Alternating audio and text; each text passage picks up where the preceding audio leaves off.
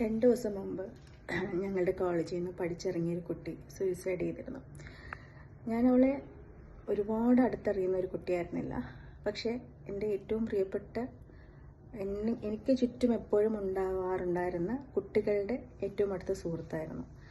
അങ്ങനെ ഒരു പരിചയമേ എനിക്കുള്ളൂ. അതുകൊണ്ട് അവൾക്ക് എന്തെങ്കിലും പ്രശ്നമുണ്ടായിരുന്നോ ഒന്നും എനിക്കറിയില്ല. ഈ ആത്മഹത്യ എന്ന് പറഞ്ഞത് നമുക്ക് പറയാൻ എളുപ്പമാണ്, ആത്മഹത്യ ചെയ്യരുത് എന്നൊക്കെ പറയാൻ എളുപ്പമാണ്. പക്ഷേ ചില സാഹചര്യങ്ങളുണ്ട്, മനുഷ്യന് മറ്റൊരു വഴിയില്ലാതെ വരുമ്പോഴാണത് ചെയ്യുന്നത്. ഈ കുട്ടിയെ സംബന്ധിച്ചോളം അവളുടെ സുഹൃത്തുക്കൾ പറഞ്ഞത് വെച്ചിട്ട് അവൾ അങ്ങനെ ഒരു സാഹചര്യത്തിലായിരുന്നില്ല. പിന്നെ എന്തുകൊണ്ട് ആ കുഞ്ഞത് ചെയ്തു? നമ്മുടെ കുട്ടികൾക്ക് തോൽക്കാനും കൂടി ഒരു അവസരം കൊടുക്കണം. എപ്പോഴും അവർ ജയിച്ച് നമ്മുടെ മുന്നിൽ നിൽക്കണമെന്ന് വാശി പിടിക്കരുത്. തോൽക്കാനും ഒരു അവസരം കൊടുക്കണം. അധ്യാപകരോടും എപ്പോഴും ഞാൻ പറയുന്നതാണ്, പഠിക്കുന്ന കുട്ടികളെ നിങ്ങൾ വലുതായിട്ടൊന്നും ചെയ്യണ്ട, അവർ പഠിച്ചോളും. പക്ഷെ പിന്നിൽ ഇരിക്കുന്ന ഞാൻ പഠിക്കില്ല എന്ന ഇൻഫീരിയോറിറ്റി കോംപ്ലക്സ് കാരണം അധ്യാപകർ ക്ലാസ്സിൽ വരുമ്പോൾ അനാവശ്യമായ ബഹളമുണ്ടാക്കി അറ്റൻഷൻ പിടിച്ചു വാങ്ങിക്കാൻ ശ്രമിക്കുന്ന ചില കുട്ടികളുണ്ട്. അല്ലെങ്കിൽ ക്ലാസ് കട്ട് ചെയ്ത് നടക്കുന്ന കുട്ടികളുണ്ട്. അവരെ ഒന്ന് ചേർത്ത് പിടിച്ചാലുണ്ടല്ലോ, അവർ മുന്നോട്ട് വരും. നമുക്ക് ജയിക്കുന്ന കുട്ടികളെയും ജയിക്കുന്ന വ്യക്തികളെയും മാത്രമേ ഇഷ്ടപ്പെടാൻ പറ്റൂ എന്നുള്ള ലോകത്തിൻ്റെ ഒരു നിയമമുണ്ടല്ലോ. അതാണ് പലരെയും ആത്മഹത്യയിലോട്ട് തള്ളിവിടുന്നത്. ഈ മോൾ എന്തിനാ അത് ചെയ്തതെന്ന് എനിക്കറിയില്ല. എന്നാലും ഞാൻ പറയാണ്, തോൽക്കാനും മനുഷ്യനൊരു അവസരം കൊടുക്കണം. പിന്നെ ആ തോൽവിയിൽ നമ്മൾ തോറ്റു കഴിയുമ്പോൾ, ഞാനൊക്കെ എത്രയോ വട്ടം തോറ്റതാണെന്നറിയുമോ? എത്രയോ വട്ടം തോറ്റതാണ് ജീവിതത്തിൽ. ഇനിയും തോൽക്കും, പക്ഷെ ഞാൻ എഴുന്നേൽക്കും. അതിന് പിന്നിലൊരു വാശിയുണ്ട്. കാരണം എൻ്റെ ഫാമിലിയിൽ സൂയിസൈഡ് ഹിസ്റ്ററി ഉണ്ട്.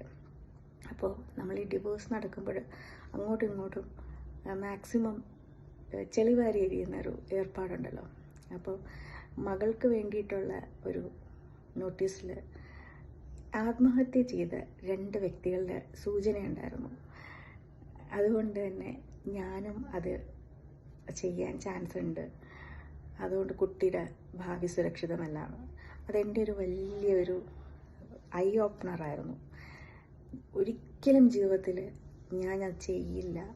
ഞാൻ വീഴും, പലവട്ടം വീഴും, പക്ഷേ ഞാൻ മുന്നോട്ട് പോകുമെന്ന് ആ നിമിഷമാണ് ഞാൻ തീരുമാനമെടുത്തത്. അതുകൊണ്ട് ആരെ തോൽപ്പിക്കാനായിട്ടാണെങ്കിലും ആത്മഹത്യ എന്ന് പറയുന്നൊരു ആ ഒരു ചിന്തയിലോട്ട് കടക്കുന്നതിന് മുമ്പ് 100 വട്ടം ആലോചിക്കുക. നമ്മൾ മരിച്ചാൽ തീർന്നു. പക്ഷെ ആരും തോക്കുന്നില്ല, നമ്മൾ മാത്രമേ തോക്കുന്നുള്ളൂ.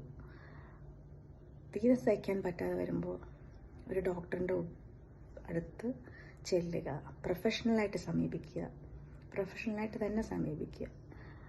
അല്ലാതെ ചിലപ്പോൾ സുഹൃത്തുക്കൾക്കൊന്നും നിങ്ങളുടെ ആ ഒരു ആഴം ഞാൻ പലപ്പോഴും പറയില്ല, ഒരു പുസ്തകവും വായിക്കുന്ന ആളുടെ കണ്ണും തമ്മിലുള്ള അകലം എപ്പോഴും ആവശ്യമാണെന്ന്. സുഹൃത്തുക്കൾക്ക് പലപ്പോഴും നിങ്ങൾ പറയുന്നത് മനസ്സിലാവാൻ പറ്റാതെ പോകുന്നത് അതുകൊണ്ടാണ്. അതുകൊണ്ട് അങ്ങനെ ഒരു ചിന്ത വരുമ്പോൾ പ്രൊഫഷണൽ ഹെൽപ്പ് എടുക്കുക. നമ്മൾ ബ്യൂട്ടി പാർലറിലൊക്കെ എത്രയോ രൂപയും എത്രയോ ടൈമും മെനക്കെടാറുള്ള ആളുകളല്ലേ. അത്രയും കണ്ടാൽ മതി. മനസ്സിന് ഒന്ന് ബ്യൂട്ടി പാർലറിൽ പോയി മനസ്സൊന്ന് ഫേഷ്യൽ ചെയ്യുന്ന പോലെ കരുതിയാൽ മതി.